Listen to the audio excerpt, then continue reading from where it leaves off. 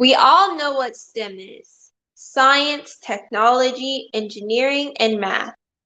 We have spent the last year and a half learning about STEM careers, from inventors, engineers, cyber technologists, battery designers, astronauts, pilots, software application developers, and more. Welcome to the BEYA Stars and Stripes Career Day. I am Moria Bowman, a BEYA Stars and Stripes STEM ambassador, 11th grader from Gainesville, Florida. I'm in the National Honor Society and am very interested in science. I enjoy solving problems using technology and look forward to working in the medical field. I invite you to join our movement. Each week, we add new schools like Tampa Bay Tech High School. We, BEYA Stars and Stripes ambassadors, want to reach 1 million teens in the 2022-2023 school year. What does it mean to be a BEYA Stars and Stripes ambassador? BEYA Stars and Stripes has allowed me the opportunity to work directly with leaders like Steve Poizner, the man who invented the GPS in cell phones, and General Charles Bolden, astronaut and former director of NASA. It has been life-changing to be exposed to these incredible change makers. Today, our speaker is Mr. Joe McMahon. One of his passions is presenting opportunities for students to learn about STEM careers through hands-on activities. I'm introducing some incredible South Florida teachers and educators. Then we will be joined by Matthew Trimble. Good morning, everyone. I'm Miss Lakeisha Woods Jones from Young Middle Magnet School, 6th grade team leader and 6th grade critical thinking and reading teacher. And we would like to say thank you for involving Young Middle Magnet and Tampa Bay Tech here from East Tampa, Florida, to learn a little bit more about STEM and how it's more than just the many projects that we're doing here on our campuses. Thank you. Good afternoon, everyone. My name is Denise Thomas Ford, and I also teach at Young Middle Magnet. I am a 8th grade reading teacher, and I want to say that STEM is such an important thing that for the students to learn, because we know the way the technology moves in the future. The way the technology moves in our future, we're seeing that it's a world that's to open up for our kids. Our kids are exploring, they're learning, they're growing, and so we're so grateful for this opportunity for us to be here with our kids and for them to learn and share. Adding to our literacy. There you go. Thank you. Bye.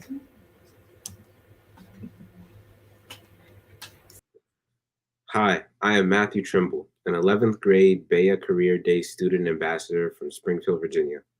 I'm on the varsity track team, and I am an honors student in my high school. I also enjoy working with technology, and that is why I like being a BEYA SS ambassador.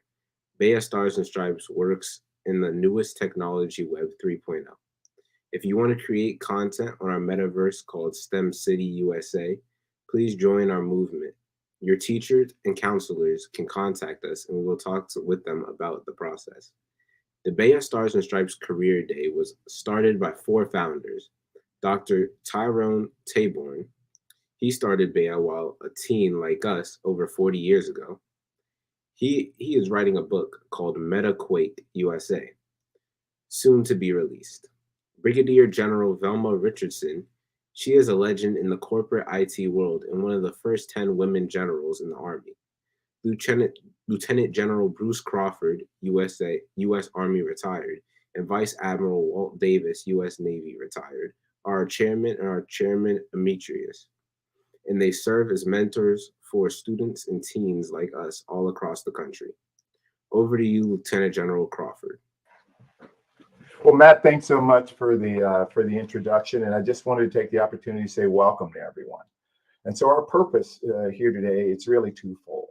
The first part is all about awareness, and the second part is about opportunity. So speaking of awareness, is really that awareness has to do with exposing you to information that really prepares you for a career in STEM. And when I talk about opportunity, and this is a really important part, it's an opportunity for you to really understand the art of the possible. Hearing from ordinary people who are literally doing extraordinary things that I believe are going to change the world. And so as you engage, whether you're a counselor or you're one of the next greatest generation of leaders out there that we're making an investment in, you really ought to have one big question. And that one big question should be, why not me? Why shouldn't this be an opportunity for me in the future to make contributions in STEM that literally change the world? And so looking forward to yet another great opportunity to engage today. And I'm super jazzed to be involved with BEYA and to be involved with this event. And so in my closing comments, just think about that lofty aspirational goal of reaching 1 million students over the next year. Look forward to everyone contributing, and thanks again. Over to you, Celia. Thank you, Lieutenant General Crawford. Hello, everyone. I'm Celia Hurst from Sarasota, Florida. I am 3 days away from graduating from the 12th grade, and I'm preparing to head off to Florida State University, where I will pursue a career in medicine. Representing the BEYA Stars and Stripes Career Day as a student ambassador was a wonderful opportunity for me to learn about the variety of careers in STEM and to meet and learn about the professionals like Mr. Joe McMahon, who have paved the way for both you and me. Do you like technology? Do you like gaming, building things, and learning things with data and information? Today, our speaker is Mr. Joe McMahon. He is one of the nation's top cybersecurity and IT experts and a leader in the Black Data Processors Association. He has a very distinguished career that includes flying jets off aircraft carriers as a naval aviator and being in charge of the computer systems for the Naval Safety Command, which is located in Norfolk, Virginia area. The Naval Safety Command is one of the nation's top organizations for investigating any types of aircraft crashes and anything related to Navy planes, whether it's in the United States or internationally. He has it all. He is a proud husband, father, and a graduate of prestigious colleges and graduate level education. Mr. McMahon, over to you. Hey, good morning, everyone. This is truly, truly a pleasure for me to be here with you today. This is something that if I was sitting in your seat back then, I would not have thought of myself being in a position today to be able to speak back to you. If we could switch over to the slides, I want to show you, I was a trendsetter without even knowing that I was a trendsetter. So here it is, 1978, Silk Sonic, I was the inspiration for that. True story.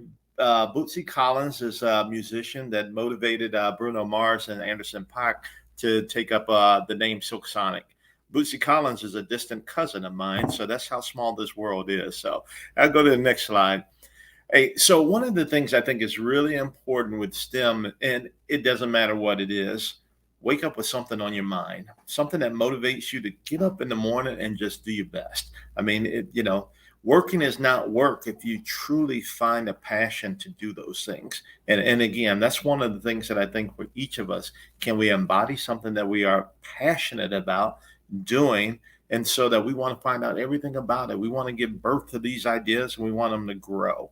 And so again, wonderful opportunities. But I'm going to tell you a secret that I've learned, and it's a 8-step process for getting almost anything that you can imagine that you want to do. Is number one, create an urgency. Don't wait till you're grown to figure it out.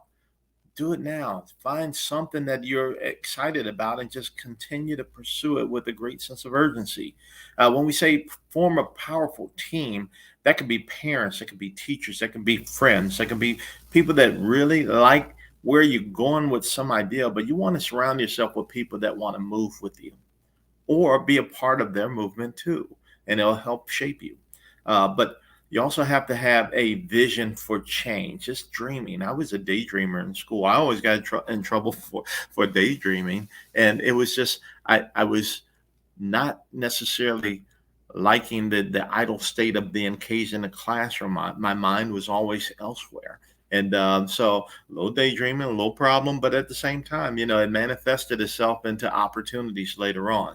But all of us has some dream inside of us, and that's what you want to do. You want to give yourself a vision for change. But now we have tools that I didn't have back then. They were things about sharing your vision. These are things that you could have put out there to anybody to see and understand what types of things, what types of ideas motivate you. And again, as you share your vision, there's going to be somebody in your path that's going to go, hey, I know how to unlock that door. And so it's very important. And with tools like Instagram and the tools that we have in a mobile device, and those things are readily available right now, these things are accelerating at a pace that we could not imagine when I was back in the 8th grade trying to figure out, how I'm going to become what I'm going to become. But there's also the idea that you have to remove obstacles. It may not be something that you alone can remove obstacles, but you got to get them out of your way. You got to go at it like you got a bulldozer. And a bulldozer may be someone that goes back to your team. It could be mentors, it could be other folks, but you got to get those obstacles out of the way. If someone says, hey, you can't do something, that might be the answer that you needed. You can't do X. They're telling you exactly what it is that you have to focus on to get around and move through. So go over, go under, go around, or go through it, but don't let obstacles stop you from doing anything. And I would tell you that, the idea of what Elon Musk is doing with a lot of things right now, if you look at it, he's not a single guy with a single company with a single idea. He has some very bold things that he's going after. And he starts out with the problems that people tell him that are impossible. So he charges headfirst into the impossibility, and then it's just knocking down those obstacles. Step number 6 is creating a short-term win. Hey, did you make contact with someone? Did you try it? Did you give yourself a little prototype? Some things that are really big ideas start out as things that are just drawn on a piece of paper. And sometimes we laugh and say, it all started on a napkin. But these are things that can win ideas. This is conveying your thoughts. This is your process, and just show that you have some initiative to keep going on those things. And it doesn't have to be you won the whole thing, but you just went in little pieces of it, and you're seeing that you're advancing. And the next part is building on that change. Whatever it is, when you learn how to do something, you learn how to do it better over time. So you don't have to gain everything all at one time. It's just you will continue to build. Just like if you start to work out in the gym, you start developing some muscles, and then you realize you have more strength and you have more endurance. You have greater opportunities to get out there and make a difference. And then the last step is anchoring change in daily rituals. Now, I would tell you that I've gone to a bunch of schools, and I've gone and I've eventually gotten my master's degree. But this philosophy right here, this started out with a guy by the name of John Carter that's at Harvard. And this is the 8 steps of leading change. I've been most successful after finding this formula right here. So here you are at a very young age, relatively speaking. And again, you've got your own experiences, but I found that when I keep things on these 8 steps, I move very quickly, and I move with a lot of people, and they understand what my vision is, and they pour into that vision. So I'm hoping that this can translate over into something that you guys will find good use with. I'm going to show you an idea that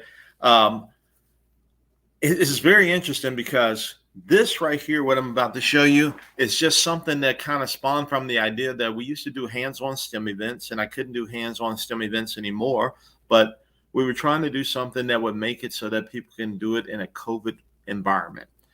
So there are things on the phone that you have, which is augmented reality. Some of you guys are already familiar with things like on Snapchat, where you have the little glasses or the hats or make funny faces, spiders on your head. Those things are augmented reality. But we started with the idea of just showing people that. And then we said, let's take it one step further. Let's show them how to develop games. Now, I would tell you that a few years ago, this would have been improbable for us to do, because the software that we're using is the type of software that they build video games that you go buy at Best Buy. These are things that are, very high level, and today you can get them for absolutely free. And so we thought, why not share with people the idea of how to do this stuff at a different level? Once people saw what we were doing, I had someone that's an operational unit for the Navy come in and say, you guys are looking at ways that could actually solve our problems. Would you come help us? And I thought, wow, this was unintended. So I'm going to tell you 3 things. One is virtual reality. If you're familiar with the Oculus, and you know what, that Oculus device is, it's really putting something around you that just immerses you in a fully digital environment. You closed in. Sometimes for the military members, we've had things that we were in an environment that everything that you're seeing is digitized and you're immersed in that environment. That's virtual reality. Augmented reality, we can put that on a phone. We can put things that you can actually see and interact with, but they're more staticky for the environment. Sometimes you'll use like directions, but it's pretty neat technology. It's there on the phones. And then you have things like mixed reality where you can do medical. So for STEM, this mixed reality is a great thing because now we can dive into things. We can take engines apart. We can take bodies and do like surgical procedures on something that appears to be there, but it's not physically there, but you can interact with it. These are exciting opportunities going forward in the future. This thing that I'm about to show you, we use the headsets on the left, and we have a range of headsets that we use. The driving wheel is something that we're using to help people learn to drive when they don't have driving. They're not in a car yet, but for the Navy, a lot of times the first reason why some people have driver's licenses so that they can tow aircraft around.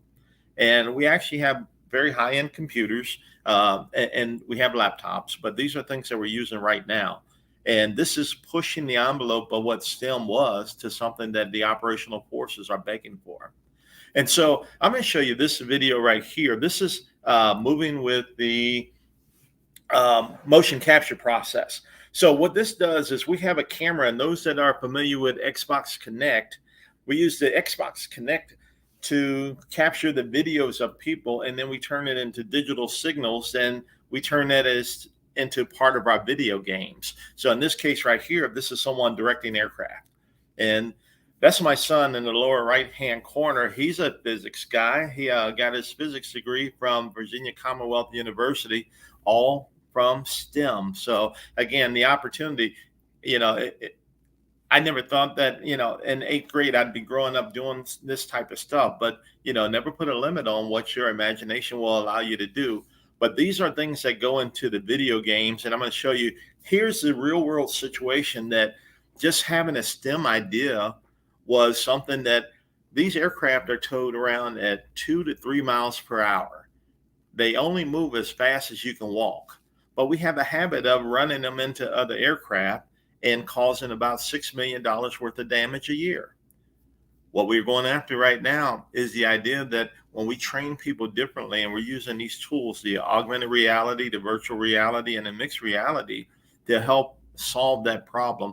And it's moving through the ranks of the Navy in a way that we never could have imagined, but we have this passion of being able to learn and do these things here. And so I'm going to give you an example of what this is. So this is the simulation. This is one of the early simulations, so it's a little jerky, but what happens is this aircraft is going to move around this, what we call this navigation pole, and you see kind of in the middle of the screen right now. That happens far too often, and we're tearing the aircraft noses off. And it's just an accident that shouldn't happen. But what it is people never understood the dynamics of an aircraft continuing to move straight after the tow tractor is turned. And that happens far too often. Like I said, $6 million in damage annually. So this is a simulation. I'm going to show you how we started from, a very early stage of being able to do this. And it looks almost lifelike, but okay, here's one before I get there. This is a blooper. So these are our simulated characters. They're walking, and those little orange or those little magenta balls were where the people were supposed to go to. And they're just things that are on the computer. So this is all computer code. So when you hit one code to the next code, you can see that it's bouncing around. People don't bounce around, these multi-ton aircraft. But here we can do all kinds of things. We can make a person touch that little purple ball and make the jet bounce around. But those were things that we had to work out as far as learning the program. And we've done that. But this is how simple our process starts. It's a free software. You guys can do this with or without me, but we actually have teams that can train people on how to do this. But you have to have the right mindset. You have to want to come in and learn how to do stuff. And so if we said, hey, did you want to learn to build simulators for the military or learn to develop a video game? That's a mindset. We can give you the skill set. We can say, hey, here's how we apply to this problem here. And then the tool set continues to merge. But this starts out with a very cartoon-like character, and you can see how we kind of progress. We went with, hey, here's a cartoon character car. We're going to add an airplane on the back of it. And then we're going to change the road to look just like the ships that we do. All these things here that we're starting to show down at the bottom are things that are in our simulation groups. And so down at the bottom, the same carrier aircraft and tow tractor, in these environments, they actually go into real world scenarios. This is a very early shot. The graphics on it look much better today, but we now have our fleet customers, the people that actually build big systems, our businesses, our non-governmental organizations like BEYA and other groups that can help foster STEM, and it becomes part of the process. So the academia and the 8th grade groups. So people at your level are actually, helping design and be part of this process. So we really, I never expected that this phone call would come, that we would be able to share this with you. But I want you to believe that there's nothing too grand for you to pursue. And so I think it's an opportunity for you guys to ask some questions. So I look forward to hearing from you.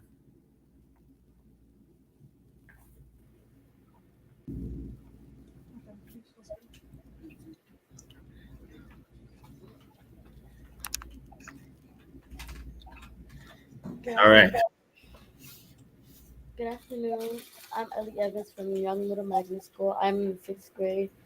And my question is, what makes a good STEM professional? Not just a good STEM professional, but a good professional. It's, you just have to kind of say, you know what, I'm going to be the best that I can be. And I'm going to do the best that I can do.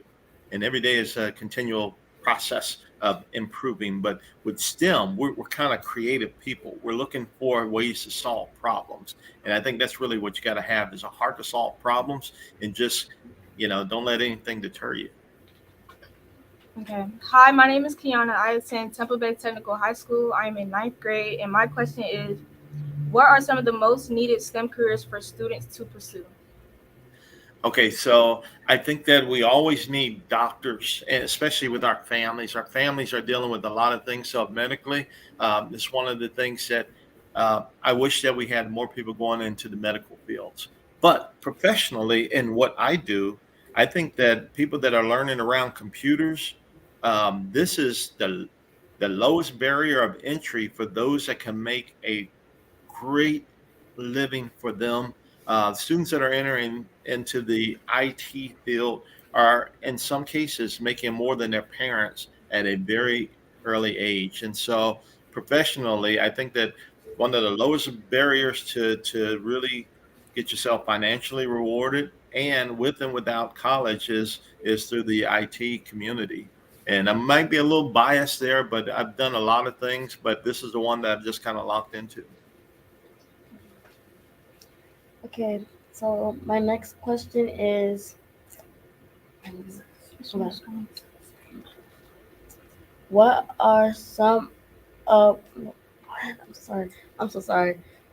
What other passions do you have? I love to draw and paint. And when I was back in high school, I didn't know what that would lead to, but I had 2 murals that stayed on my high school for 20 years. And I absolutely hated them at the time. And that's part of being an artist, is you're never quite satisfied with the work that you're doing, but other people can see the beauty in it, and they will trust in it, and just allow other people to continue to help you understand that even though you may not see perfection in what you're doing, you might be on the right track. So pursue those things that you're good at and people tell you that you're good at. But, again, not being satisfied sometimes is the thing that's going to always make you better. Okay, so my next question is, who inspires you today with maintaining your excitement and sharing STEM opportunities? You.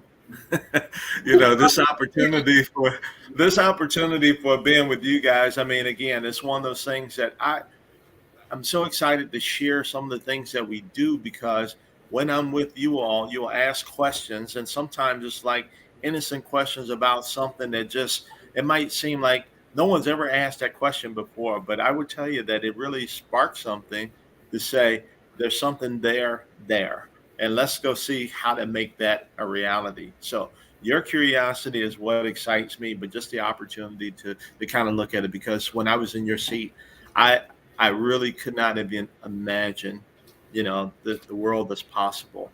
And it wasn't until I start growing up and getting around other people that they helped me see things that I could not see. And sometimes with where you are, it's like, hey, none of my friends do this, none of my family members do this, nobody's told me about this, but it might be something that you can imagine. And I would say continue to move in your imagination.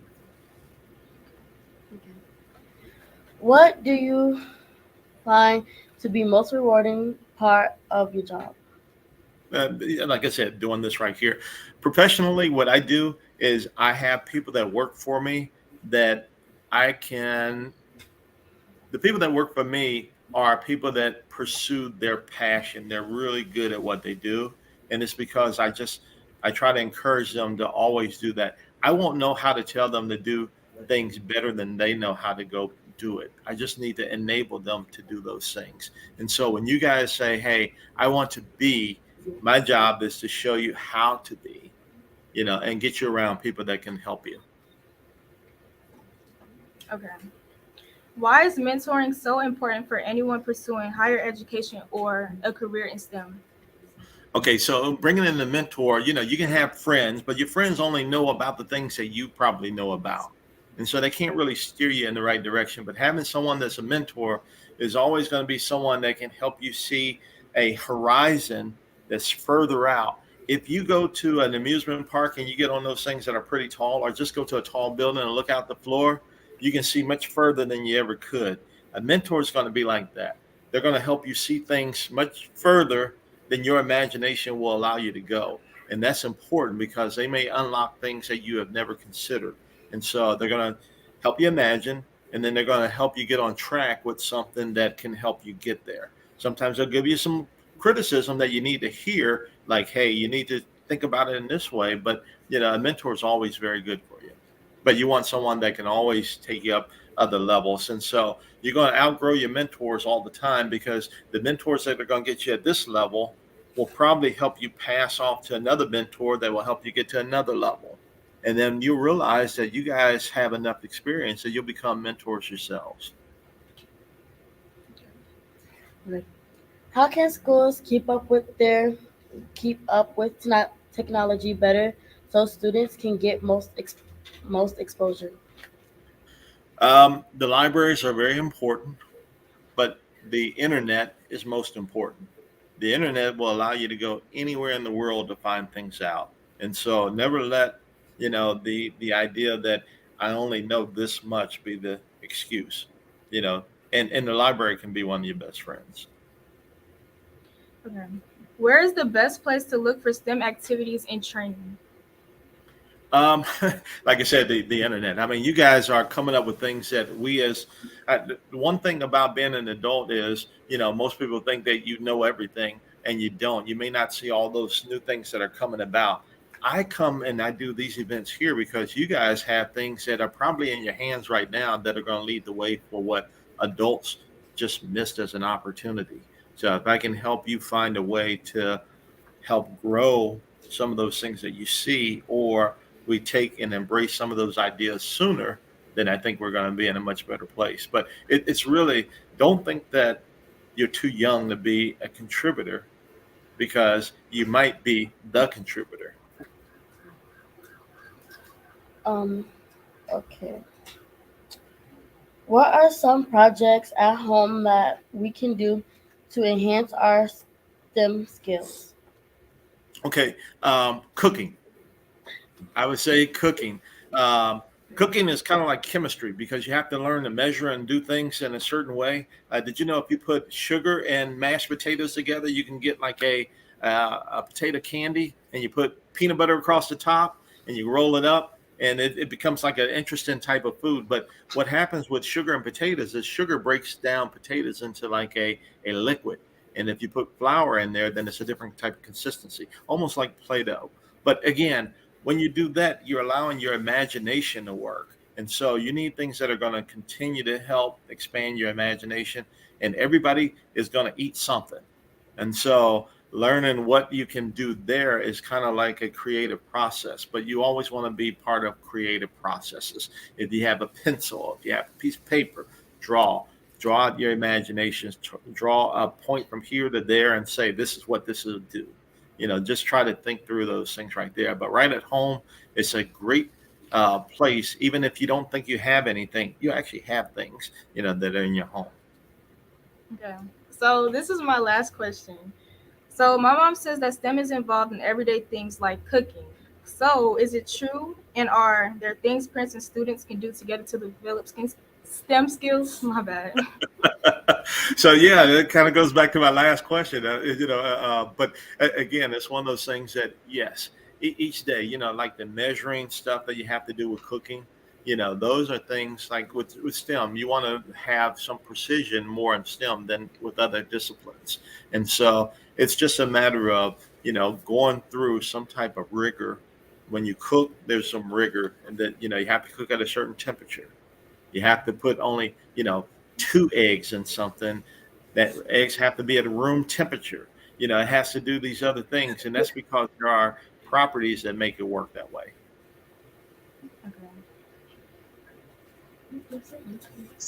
Thank you, Mr. McMahon. Here are some more questions from the audience. My brother has a YouTube channel called Diamond Gamer 7000. What are some examples of inspirational people on YouTube who look like me? There's a guy by the name of Marquise Brownlee, and he was very young. I think Marquise was 11 at the time that he started a YouTube channel. And today he has interviewed the presidents. He's interviewed every head of top IT businesses. He's a very young guy right now. So MKB is his YouTube channel, Marquise Brownlee. But he's a super guy. Any new phone that comes out, any new iPad, any new electric vehicle, he's doing those things. But he started out as a young kid that just had a YouTube channel and a passion to be able to explain how things worked. And so I think it's a great opportunity. And for you guys right now that have a phone and an internet connection, you might be the next leader of the world that's helping people understand technology. That's really impressive. Thank you. Can you tell me about the BDPA organizations and its youth program? The BDPA is Black Data Processing Associates. These are people like myself and the other members of BEYA that just had a passion for being able to pour into people about the technology. So there are about 45 chapters around the country. I founded 2 of them. And what we really do is we try to make the resources that we've come across in our lifetime available to people that are at your level. There's a high school computer challenge competition. There's an IT showcase. They do things at a level that, it's really impressive. And so, where those cities exist and you have a BDPA, some of the larger chapters are like in the DC area. There's some down in Florida. There's Chicago, Detroit, major cities where we have a lot of Black populations will have the BDPA organization. But they're to help spark, that thing with you that, hey, give you some skills and let you see some opportunities. That's really cool. Thank you. Can you talk about the Zen and how can we participate? So the Zenith Challenge program. So the Zenith Challenge program is, so when we talk about groups like BEYA and BDPA, they have great programs that are more formalized for the students. under the Zenith Challenge program, sometimes we will create projects that are very lofty themselves. So one of the things that I did was I took the first high school team to compete against international universities on developing autonomous drones. And so this was back in 2010. At that time, you could not buy a drone in the store, but we were teaching people how to build autonomous drones. And so with that, great capability, and they wanted to make our program available nationally for students to be able to take a part of it. We didn't capitalize on that the way that we needed to, but what we're doing right now, this program that we're doing, is to be able to help people know that they can solve real world problems with like gaming technologies. So we will put together a program and then offer it to people that actually have the students. And so we come up with great ideas that can be game changing opportunities and help people that have students start using them. Okay, thank you. Do you have any internships available? If not, how can teams engage?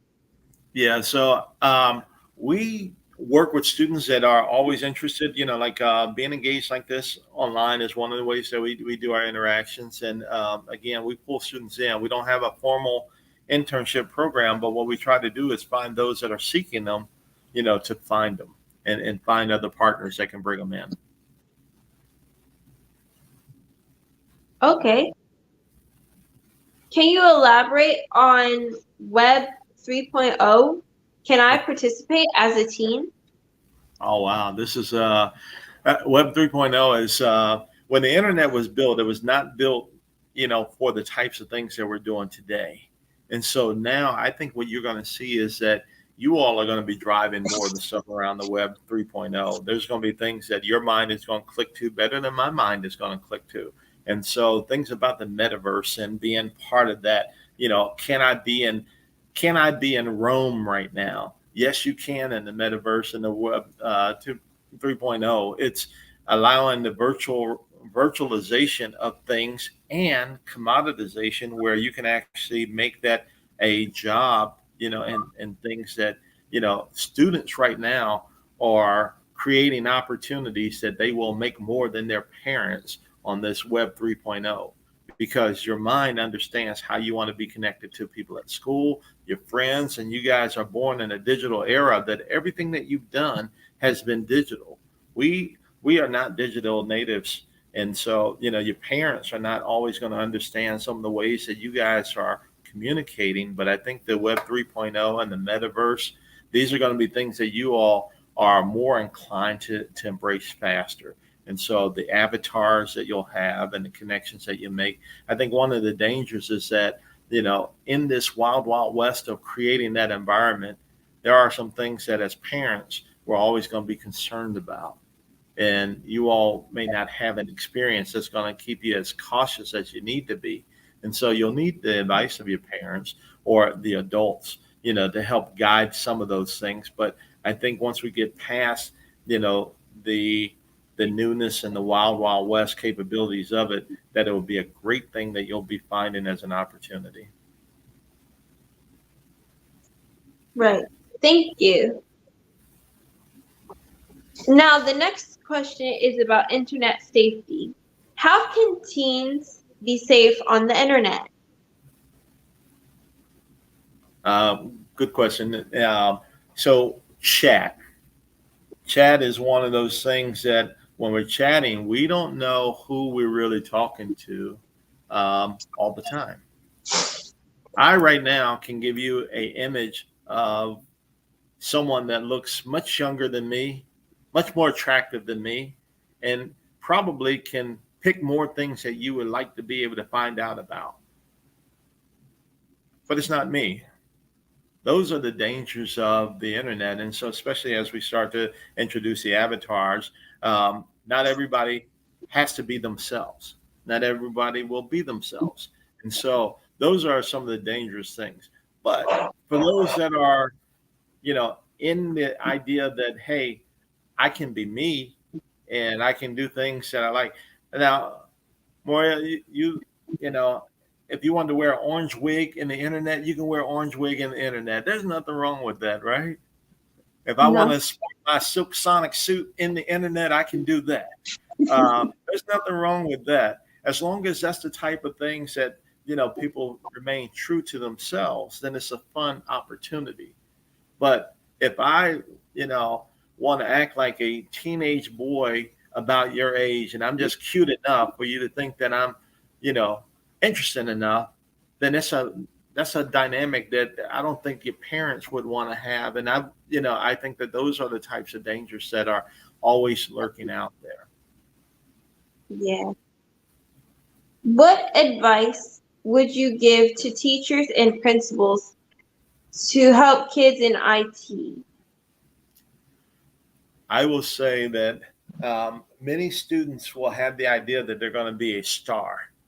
They're going to be a basketball star. They're going to be a football star. They're going to be a pro.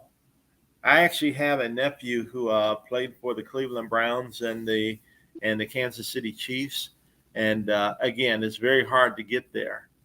But he would tell you that that's not a destination that he stayed with because it is a business and you may not, it is so few people that will ever crack through to get to that level.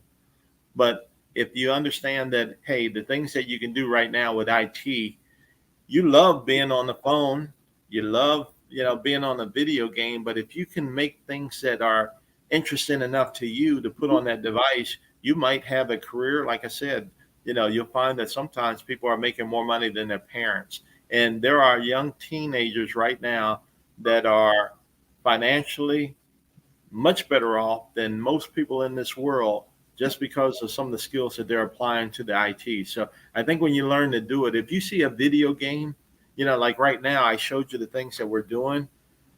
I just learned that a year ago. I just started it a year ago, and it was not something that I was trying to learn.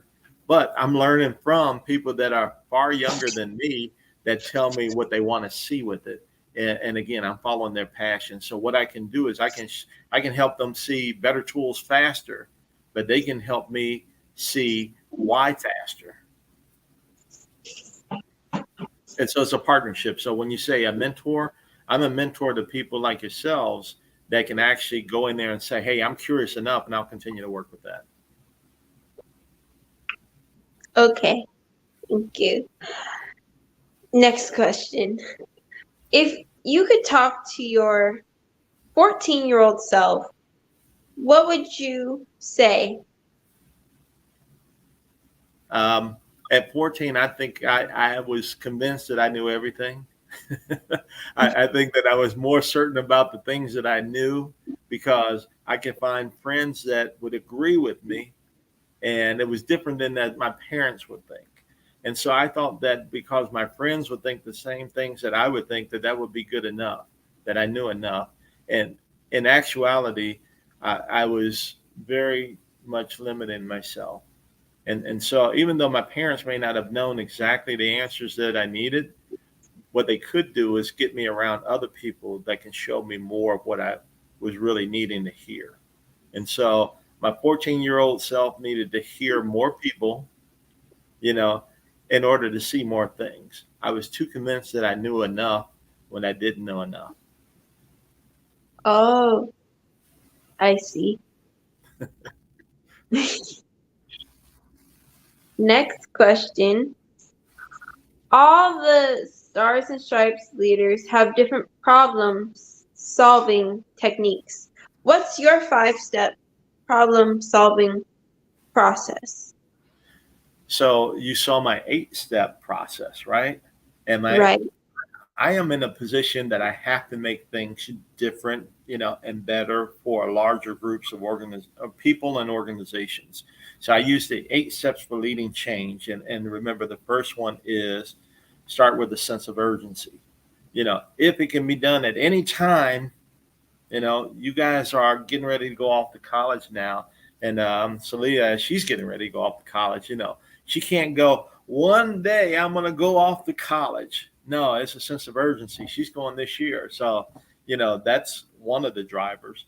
And again, getting people in your life that's going to help shape your journey to get ready to go to college. Your friends, who's going to go to college with you, who are you going to be able to communicate, what type of field that you're going to be in. So those are all important things. So I use the 8 steps of leading change, and I tell you, I do it with everything.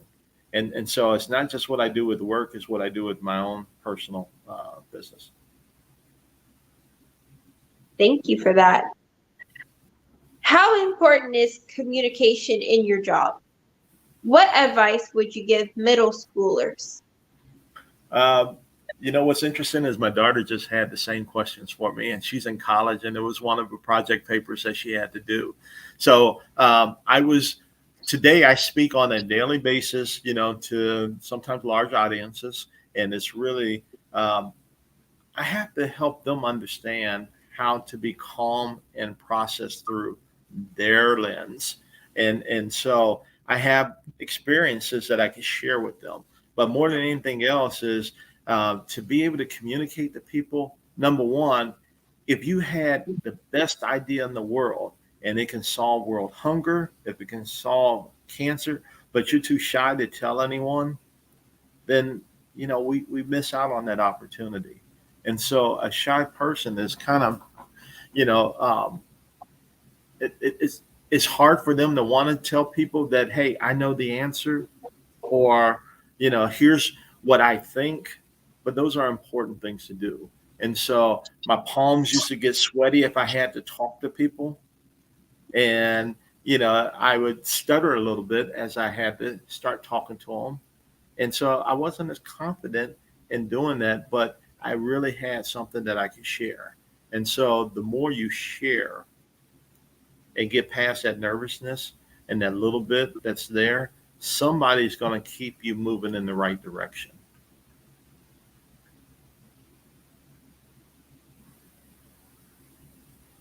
What is a day in the life of a CEO? What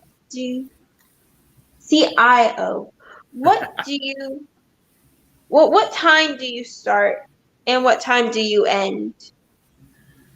So I would tell you that I'm an early riser to be able to do what I need to do. But the life of a CIO is to take technology and business work that we do and make sure that it can be worked together. If I just told people, hey, here's new technology and it's great stuff, I need to understand that there's a business that we need to do, and I make that transition easier for people. I don't want them to think about it being technology. I just want them to think about things being easier. When we buy homes today, we can go on the app. That's what the adults understand. When you guys are doing stuff for connecting with your friends, there's an app for that. There are people that think through that stuff right there. And what they're thinking through is a process. I want to do this. If you don't think about it being technology and just know that there's a technology that can enable it, that's when you make the difference. If I go, hey, I'm going to start using a phone and this is going to be the way that we're going to talk. Well, I'm skipping the idea that we can do it over the internet too. And so it's, what I really want to do is I want to be able to talk to you. I want to be able to have a presentation like this. I want to be able to do something that's going to enable us to share information. So that's what we focus on. Can you tell us about the golden path? What is the secret to success? Last question. Oh, that's awesome. So I think it's number one, what ignites you. And that's going to be the thing that other people will need to see is that, when you wake up in the morning and you are ready to get at it, go at it with the attitude that there's something that you can learn that's going to make the difference in your life. And I don't care what it is that you are on a journey to do. It could be sports. It can be, STEM. It could be, just your own artistic opportunity. But those are the things that I think that, when you wake up in the morning and you got something on your mind and it's going to drive you out of bed in the morning, I think you're on the right track. So, finding those sparks, will allow other people to pour into you something else that will make the difference in your life. But this has been a fantastic opportunity to speak to you guys, and I really appreciate it. There were some really great questions there, and just seeing the audience and knowing what you guys are headed off to do, I think the world's in a much better place. Oh, thank you. Now over to General Crawford. Thanks, Mariah. I really appreciate it. And Joe, thanks so much to you for the gift of your time today. I feel like you just gave our young people probably the greatest gift that we could give, and that's the gift of a good example. So thank you for that. A couple of closing thoughts. I think our future competitive advantage as a nation is really going to depend heavily and be influenced by our willingness to continue to conduct events like today and invest in our nation's next greatest generation of leaders. There are going to be many challenges in life for everyone as we think broadly about what you want to do when you grow up. And I know to our young people, you get that question a lot. But I think the great equalizer, as I said earlier, is really about awareness that leads to opportunity. So what you heard here today from Joe was a story about a journey. He said a couple of things that resonated with me. So Joe, I was also writing here, taking heed to your advice. I really like what you said about wake up with something on your mind that inspires you. How cool is that? Never put a limit on your imagination. I've literally lived a part of that story. He gave some insights on the importance of not just being a mentor, but he talked about the importance of mentorship. And then the last thing I think is really super important that Joe mentioned, and it was about confidence. All right. Being willing to speak up and having a confidence in the work that you've done in your preparation to share information with others. So in closing here, Joe really just gave us the answer to the test. And I think it's incumbent upon us to actually take the test. All right. And ladies and gentlemen, and to all who are listening, I think that actual test is on our own professional and personal journey is called life.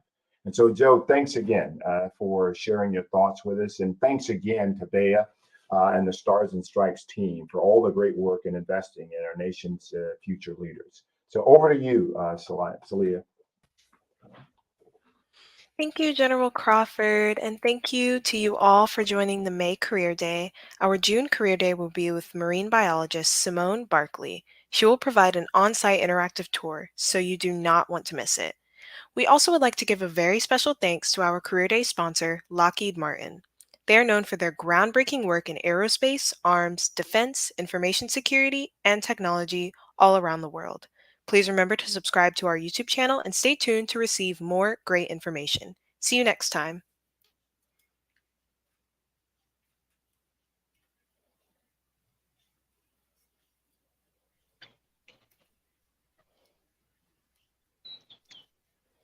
If I'm still on, I'll mention to everyone, first of all, thanks to all our great ambassadors. But I just want to let all of you know this weekend, I am spinning in the mountains of Virginia, up near Virginia Tech, where my grandson is graduating in materials science engineering. Come join him. Bye-bye.